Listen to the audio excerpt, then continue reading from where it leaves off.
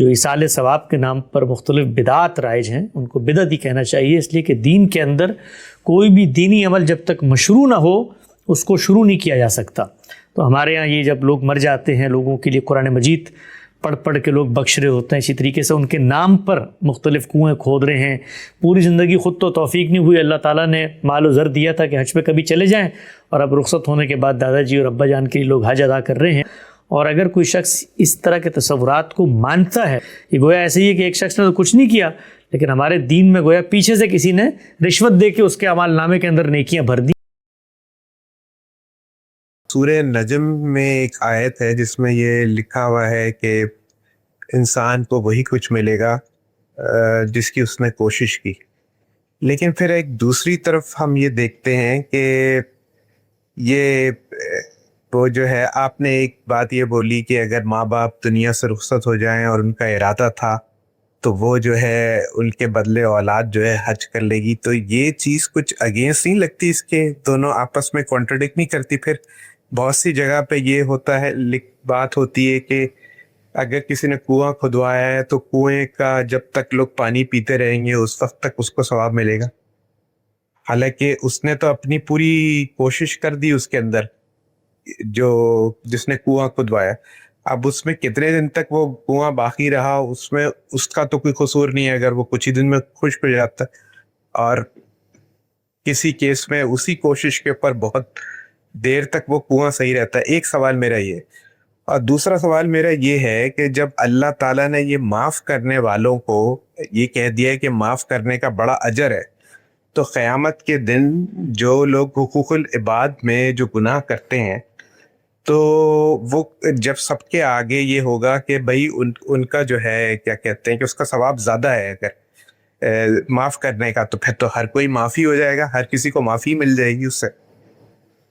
جی بس میرا یہی سوال ہے دونوں۔ اللہ تعالیٰ نے دنیا میں بھی یہ فرما رکھا ہوا ہے، کیا سب لوگ معاف کر دیتے ہیں؟ فرمایا تو دنیا میں بھی ہے نا کہ اگر کوئی زیادتی ہو گئی ہے تو تمہیں بدلہ لینے کا حق ہے، لیکن معاف کر دو تو یہ بہت اچھا ہے۔ تو کیا دنیا میں معاف کر دیتے ہیں؟ تو جو دنیا میں صورتحال ہے آخرت میں اس سے مختلف کیسے متصور ہوگی؟ وہاں بھی یہی ہوگا کہ کچھ لوگوں کو اللہ توفیق دے گا، وہ معاف کر دیں گے، لیکن اس کا پورا امکان ہے کہ بہت سے لوگ معاف کرنے سے انکار کر دیں، اور خاص طور پر جب انہیں معلوم ہو کہ اگر ہم معاف نہیں کریں گے تو اس کے نتیجے میں اسے اپنی نیکیاں دے کر ہمارے نامہ اعمال کو بہتر کرنا ہوگا۔ جب انہیں یہ معلوم ہوگا تو کون معاف کرنے کے لیے تیار ہوگا؟ تو اس وجہ سے ایسی توقعات نہیں وابستہ کرنی چاہیے۔ اس دنیا میں معاملات، حقوق العباد کے معاملات کے بارے میں عرض کر رہا ہوں، صاف کر لیجیے۔ اللہ تعالیٰ سے آپ توقع کر سکتے ہیں، وہ معاف کرنے والا ہے، غفور الرحیم ہے، اس نے معاف کرنے کا وعدہ بھی کیا ہے، اور یہاں تک کہہ دیا ہے کہ میں شرک کے سوا ہر چیز کو معاف کر سکتا ہوں۔ تو اللہ تعالیٰ کے معاملے میں تو انسان بہت سی توقعات رکھ سکتا ہے، لیکن بندوں کا معاملہ یہ نہیں ہے، وہ بڑے تھردلے ہوتے ہیں، اور اس موقع پر بھی ہر آدمی اپنا فائدہ دیکھے گا۔ اس وجہ سے اس معاملے کو یہیں صاف کر لیجیے، اور کوشش کریں کہ ایسی کوئی صورت پیدا ہی نہ ہو، کسی کا حق نہ مارا جائے، کسی کے خلاف کوئی زیادتی نہ کی جائے، کسی کی جان مال آبرو کے لیے انسان خطرہ نہ بنے۔ یہ معاملات آسان نہیں ہیں، بندوں کے ساتھ وہاں معاملہ پڑ گیا تو کون معاف کرے گا؟ تو اللہ نے یہاں بھی فرمایا ہے، اللہ وہاں بھی فرمائیں گے، بندوں نے فیصلہ کرنا ہے، یہاں بھی وہ فیصلہ کرتے ہیں، وہاں بھی انہیں حق دیا جائے گا کہ وہ فیصلہ کریں۔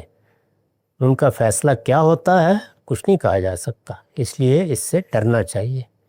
تو آپ نے قرآن کی آیت کے بارے میں پوچھا ہے، لیس للانسان الا ما سعی، تو اس میں صحیح کی بنیاد پر اللہ تعالیٰ نے وعدہ کیا ہے کہ وہ اس کا اجر دے گا۔ صحیح کی بنیاد پر ظاہر ہے کہ صحیح کی ابتدا نیت سے شروع ہو جاتی۔ بارہ ایسا ہوتا ہے کہ ہم ایک نیکی کا ارادہ کرتے ہیں لیکن اس کو پایہ تکمیل تک نہیں پہنچا سکتے۔ اللہ کی یہ بڑی عنایت ہے کہ وہ برائی کے ارادے پر عذاب نہیں دیتا، سزا نہیں دیتا، لیکن نیکی کے ارادے، نیکی کی نیت پر بھی اجر دیتا ہے۔ تو یہ اس کی بڑی عنایت، بڑا کرم ہے، اس پر اس کا شکر ادا کرنا چاہیے۔ یہ صحیح ہے، یعنی جس وقت انسان نے فیصلہ کر لیا کہ وہ فلاں نیکی کرے گا، فیصلہ کر لیا، تو وہ گویا نیکی کے راستے پر نکل کھڑا ہوا ہے. اب پایہ تکمیل تک کیا چیز پہنچتی ہے کیا نہیں پہنچتی کچھ نہیں کہا جا سکتا. اس کے بعد اللہ کے کچھ فضل کے مقامات ہیں. یعنی جو لوگ جنت میں چلے جائیں گے، جنت میں جانے کے معاملے میں تو یہی قاعدہ ہے، اس میں کچھ نہیں ہو سکتا. یعنی جو آپ نے کیا ہے اس کا نتیجہ سامنے آ جائے گا. مغفرت بھی ہوگی تو اس کے بھی اصول قاعدے ہیں، لیکن جب جنت میں چلے جائیں گے تو پھر اللہ کا فضل اور عنایت شروع ہوگی. اس عنایت کی کوئی حد نہیں ہے. اس میں اللہ تعالیٰ نے یہاں تک بیان کر دیا کہ وہ لوگ جو جنت کے اونچے درجوں میں ہوں گے ان کے بچوں کو ان کے ساتھ اکٹھا کر دیا جائے گا اور ان کے اجر میں کوئی کمی نہیں کی جائے گی. تو وہاں کے معاملات بالکل الگ ہیں. میں نے اس پر ایک تفصیلی مضمون لکھا ہے، اس کو آپ میری کتاب مقامات میں دیکھ سکتے ہیں. اس میں تمام روایات کے بارے میں بھی میں نے اپنی رائے بیان کرتی. رفیق قادری عرض کر رہا ہوں، ایصال ثواب کے بارے میں گفتگو ہو رہی تھی، تو اس پر ذرا روشنی ڈالیے گا کہ اس میں کیا اس کے تفصیلات ہیں. میں اگر آپ کا سوال صحیح سمجھ سکا ہوں تو قرآن مجید کی سورہ نجم میں اللہ تعالیٰ نے جو بتایا ہے کہ انسان کو وہی کچھ ملتا ہے جس کی وہ کوشش کرتا ہے، تو اگر یہی واقعہ ہے تو پھر ہمارے ہاں جو ایصال ثواب کا رائج تصور ہے اس کی کیا حقیقت ہے؟ کیا میں صحیح سمجھ سکا ہوں آپ کا سوال؟ بالکل صحیح فرمایا جی. دیکھیے، دین کے حوالے سے جب بھی کبھی کسی سوال کے بارے میں تردد پیدا ہو تو سب سے پہلا کام جو کرنا چاہیے وہ یہ کہ دین کا جو مجموعی فریم ورک ہے اس فریم ورک کو دریافت کرنے کی کوشش کرنی چاہیے. یہ دنیا کے ہر معاملے میں ہوتا ہے کہ کہیں پر بھی آپ کو اپلیکیشن میں، اطلاق میں، اجزاء میں کسی چیز پر کوئی تردد، کوئی ابہام، کوئی سوال پیدا ہو جاتا ہے. یہ طب کے اندر بھی ہوتا ہے، یہ سیاست کے اندر بھی ہوتا ہے، عدالتوں میں جائیں تو قانونی، آئینی، دستوری بحثوں میں بھی ہو جاتا ہے کہ کسی جز کے اندر آپ تردد کا اظہار کرتے ہیں، بات سمجھ میں نہیں آ رہی ہوتی. تو اس میں جو پہلا مرحلہ ہوتا ہے بات کو سمجھنے کا وہ یہ ہوتا ہے کہ دیکھا جائے کہ مجموعی فریم ورک کیا ہے، وہ 4 کارنرز کیا ہیں جس کے اندر رہ کر ہم نے اس بات کو سمجھنا ہے، جس کی روشنی میں ہم نے اس تردد کو دور کرنا ہے. تو انسان کو اعمال کا نتیجہ یا اعمال کا ایصال ہوگا، یہ بات اپنی ذات میں کوئی انڈیپینڈنٹ منفرد بات نہیں ہے، بلکہ یہ خدا کی اسکیم سے جڑی ہوئی بات ہے. اللہ تعالیٰ نے چونکہ لوگوں کو دنیا میں بھیجا ہے تو بھیجنے کے بعد اس کی ایک گرینڈ اسکیم ہے. اس اسکیم کو جب تک ہم نہیں سمجھیں گے اس وقت تک یہ بات نہیں سمجھی جا سکتی کہ انسان کے مرنے کے بعد بھی کیا اعمال کا ایصال اس تک ہو سکتا ہے، ثواب اس تک پہنچ سکتا ہے یا نہیں پہنچ سکتا. تو قرآن مجید کے مطالعے سے یہ بات سامنے آتی ہے کہ اللہ تعالیٰ کی گرینڈ اسکیم دنیا میں بھیجنے کو یہ ہے کہ وہ ہر شخص کا انڈیپینڈنٹ انڈیویجول امتحان لینا چاہتا ہے. اور اس دنیا میں اس نے فرد کو عقل بھی دی ہے، صلاحیت بھی دی ہے، ارادہ بھی دیا ہے، اختیار بھی دیا ہے. اسی لیے دیا ہے کہ وہ شخص اپنے ذاتی امتحان کو اپنی بساط، اپنی صلاحیت کی حد تک بروئے کار لے کر آئے. یہ بھی اللہ تعالیٰ نے بتا دیا ہے کہ اس دنیا میں جو میں نے امتحان تمہیں درپیش کیا ہے اس میں تمہارے علم کے مطابق تم سے معاملہ کروں گا. لیبلوکم فیما آتاکم، اس چیز کے بارے میں سوال کروں گا جو علم تمہیں دیا. یہ بھی اس لیے کہا کیونکہ جواب بندے نے دینا ہے، فرد نے دینا ہے. پھر اللہ تعالیٰ نے ہمیں یہ بتایا ہے کہ قیامت کے دن وَلَقَدْ جِئْتُمُونَ فُرَادًا، تم میں سے ہر شخص میرے پاس اکیلا اکیلا آئے گا، تنہا تنہا آئے گا. تو گویا اس دنیا میں ہمارا امتحان کوئی قومی امتحان نہیں ہے، کوئی قبائلی امتحان نہیں ہے، کسی مجموعی جتھے یا گروہ یا تنظیم کا امتحان نہیں ہے، بلکہ ہر فرد کا انڈیپینڈنٹ اکیلا تنہا امتحان ہے. اگر یہ انڈیپینڈنٹ تنہا امتحان ہے تو اگلا سوال یہ پیدا ہوتا ہے کہ امتحان گاہ کیا ہے جس میں امتحان درپیش ہوگا. تو اللہ تعالیٰ نے بتا دیا کہ امتحان گاہ یہ دنیا ہے. جب تک اس دنیا میں تم ہو تو تمہارا امتحان ہوگا، اور امتحان میں تم نے جو چیز اختیار کرنی ہے وہ تمہارے ارادے اور اختیار اور شعور پر مبنی ہے. لہٰذا شعور چلا گیا تو امتحان ختم ہو گیا، اور دنیا ختم ہو گئی تو امتحان ختم ہو گیا. اسی کو بتایا ہے رسول اللہ صلی اللہ علیہ وسلم نے بھی کہ وہ شخص جو مجنون ہو جاتا ہے، جس کے پاس عقل نہیں رہتی، وہ پھر دین کے احکام کا مکلف اور مخاطب بھی نہیں رہتا. تو اللہ تعالیٰ نے یہ بات واضح کر دی ہے کہ ہر شخص جو دنیا میں ارادہ، اختیار، شعور رکھتا ہے، اس کے نتیجے میں کوئی عمل پیدا ہوتا ہے، اس پر جزا و سزا ہوگی، اس کو ثواب ملے گا یا اس کا اس تک وبال پہنچے گا۔ اسی کو قرآن مجید نے باقی جگہوں پر بھی بیان کیا ہے اور یہ بتایا ہے کہ وَلَا تَزِرُ وَازِرَةٌ وِزْرَ أُخْرَى، کوئی کسی کا بوجھ نہیں اٹھائے گا، ہر شخص جو خود کمائے گا وہی اس تک پہنچے گا۔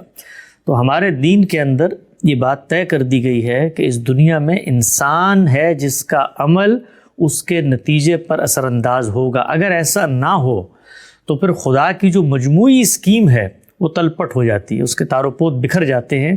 اس لیے کہ اگر کوئی دوسرا شخص میرے معاملے میں مداخلت کر رہا ہے تو اس کا مطلب یہ ہے کہ معاملہ انصاف پر مبنی نہیں ہے، معاملے کے اندر قسط نہیں ہے، معاملے کے اندر اللہ تعالیٰ نے جو برابری رکھی ہے وہ نہیں ہے۔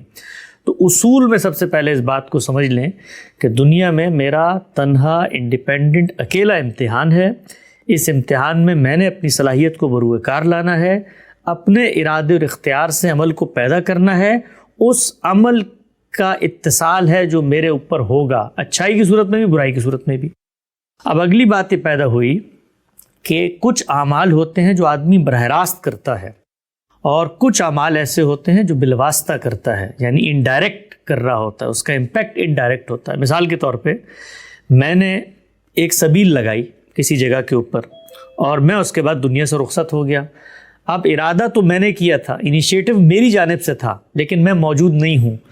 تو اب اس میں سوال یہ پیدا ہوتا ہے کہ میرے ارادے کے نتیجے میں عمل برقرار ہے تو کیا اس عمل کا اثر میرے تک ہوگا یا نہیں ہوگا؟ تو اس کے دو جوابات ہو سکتے ہیں۔ ایک جواب یہ ہو سکتا ہے کہ نہیں ہونا چاہیے، اس لیے کہ دنیا سے آپ چلے گئے، جب تک آپ تھے اس وقت تک آپ کے عمل کا نتیجہ اثر آپ تک ہونا چاہیے تھا۔ ایک دوسرا جواب بھی ہو سکتا ہے اور وہ جواب بھی عقلی جواب ہے اور اس سے جو خدا کی مجموعی اسکیم ہے اس پہ کوئی اثر نہیں پڑتا۔ وہ یہ ہے کہ چونکہ انیشیٹو میں نے لیا تھا، ارادہ میں نے کیا تھا اور میرا عمل ہے جو دنیا میں جاری ہے، اور عمل بھی میں نے ایسا کیا کہ وہ میرے مرنے سے ختم نہیں ہو گیا، بلکہ اس کے اندر ایک دوام ہے، ایک استمرار ہے، ایک کنٹینیوشن ہے، تو اس عمل کا اجر مجھے ملتا رہنا چاہیے ہے۔ یہ دونوں جوابات ہیں۔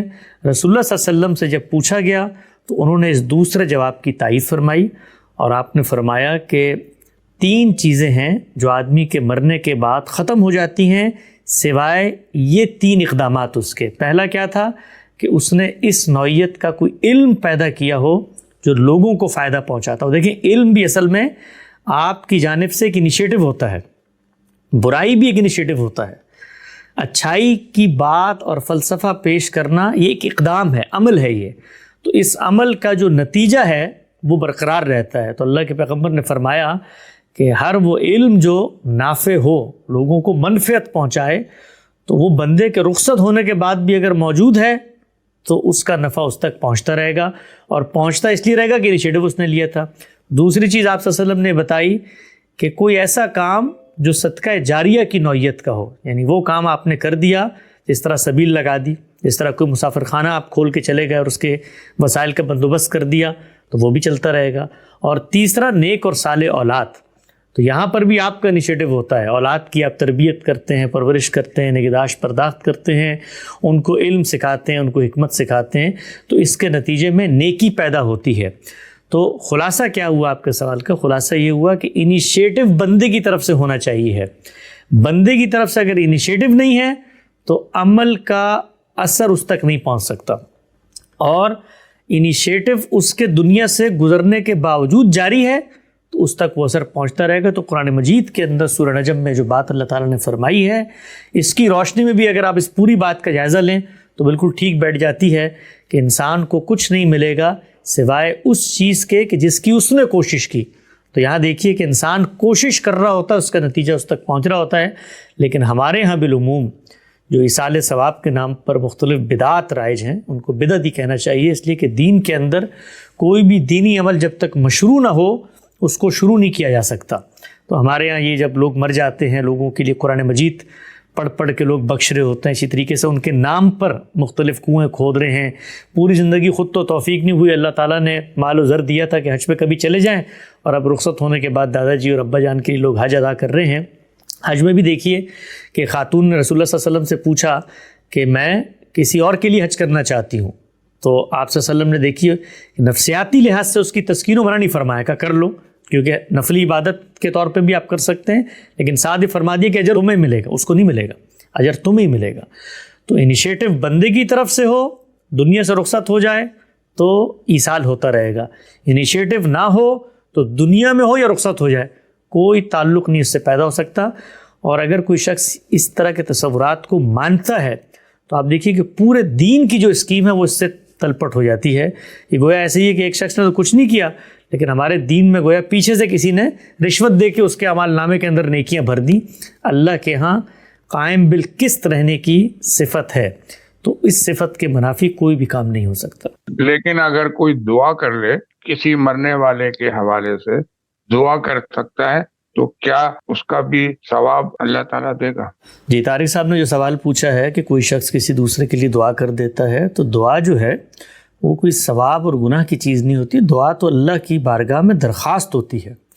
آدمی اپنے عجز کا، اپنے تذلل کا، اپنے عبودیت کا اظہار کرتے ہوئے اللہ کی بارگاہ میں ایک درخواست رکھتا ہے کہ پروردگار عالم میں بندہ ہوں اور میں یہ درخواست کر رہا ہوں۔ تو دعا سے نہ کوئی ثواب ملتا ہے نہ کوئی اور چیز ہوتی ہے، دعا تو درخواست ہوتی ہے۔ وہ درخواست جب اللہ کی عدالت میں جاتی ہے تو اللہ تعالیٰ نے یہ بات خود اپنے بارے میں طے کر رکھی ہے کہ وہ قوانین فطرت کے خلاف کوئی کام نہیں کرتے، اسی طریقے سے جو کچھ ان کے وعدے ہیں، جو ان کی سنن ہے، وہ اس کے خلاف بھی کوئی کام نہیں کرتے۔ تو دعا میں کرتا ہوں، کرنے کے بعد اللہ تعالیٰ کی بارگاہ میں جائے گی تو اللہ اپنے اصولوں کے مطابق اس کو کیٹر کر لیں گے۔ اگر تو میں نے دعا یہ کی ہے کہ یا اللہ یہ بندہ بڑا ظالم تھا، بڑا جابر تھا، تو اس کو معاف فرما، تو اگر اللہ تعالیٰ اس کو معاف فرما دیتے ہیں تو اللہ کی مرضی ہے، ورنہ اللہ تعالیٰ تو یہ کہتے ہیں کہ ہر جابر کا ہار کا ہم برا انجام کریں گے وہاں پر۔ اس طرح میں اللہ تعالیٰ سے دعا کروں کہ جی اس نے بڑی لوگوں کی ایک تلفی کی ہے، اس پہ درگزر کا معاملہ فرما، تو اس کے بارے میں وہ طے کر چکے ہیں کہ بھی بندوں کے حقوق تو بندے معاف کریں گے تو معاف کروں گا۔ تو دعا جو ہے وہ کسی قاعدے کلیے پہ قبول ہوتی ہے، کسی قاعدے کلیے پہ رد ہوتی ہے، اس کا گناہ اور ثواب سے کوئی تعلق نہیں ہوتا۔ تو اس کا مطلب یہ ہو گیا اگر ہم تلاوت کرتے ہیں ہمیں ثواب ملے گا، ہم دعا مانگ سکتے ہیں، ہم روزہ رکھتے ہیں ہمیں اس کا ثواب ملے گا، ہم کسی کے لیے دعا کر سکتے ہیں، ہم کسی کو کھانا کھلاتے ہیں ہمیں ثواب ملے گا، ہم کسی کے لیے صرف دعا کر سکتے ہیں بس۔ جی ہاں، اس پر ایک بات میں عرض کر دوں، اتنی عبادات ہیں، ان کے ساتھ یہ ثواب کی باتیں لاحق کر لی گئی ہیں۔ پورے قرآن مجید کو پڑھ جائیں، کہیں پر اللہ تعالیٰ نے کہا ہے کہ نماز پڑھو تو اتنا ثواب ملے گا، روزہ رکھو تو اتنا ثواب ملے گا۔ پروردگار عالم کے ساتھ جو ہمارا تعلق ہے وہ 3 جہات سے ہوتا ہے۔ پہلی پرستش کی جہت ہے، وہ ہمارا اگر خالق ہے، ہم مخلوق ہے، ہمارے بنانے والا ہے، تو ہم اس سے اپنے تعلق کا اظہار کریں گے، اس سے نماز وجود میں آتی ہے، اس کا ثواب سے کوئی تعلق نہیں ہے۔ اسی طرح سے ہم اس کی اطاعت کرتے ہیں، اگر وہ حی و قیوم خدا ہے تو کوئی حکم صادر کرے گا، ہم اس کے آگے سر تسلیم ہم کریں گے، اس کی علامت روزہ ہوتی ہے۔ اور تیسری یہ ہے کہ اس کے کوئی تقاضے ہم سے پیدا ہوں گے تو ہم اس کی راہ میں سیکریفائس کریں گے، اس سے نظر کی عبادات پیدا ہوتی ہیں، جیسے حج ہے، جیسے قربانی ہے۔ ثواب اور نیکی کے کام قرآن مجید نے بتایا ہے کہ وہ لوگوں کی مدد کرنا ہے، بھوکوں کو کھانا کھلانا ہے، تو یہ چیزیں ہوتی ہیں۔ ہمارے یہاں بڑی غلط فہمی ہے کہ جی آپ نے نمازیں پڑھ لی تو اتنا ثواب مل جائے گا۔ آپ پورے قرآن مجید کو پڑھ جائیں، کہیں پر اللہ تعالیٰ نے بتایا کہ آپ نے نماز پڑھ لی تو آپ کو ثواب۔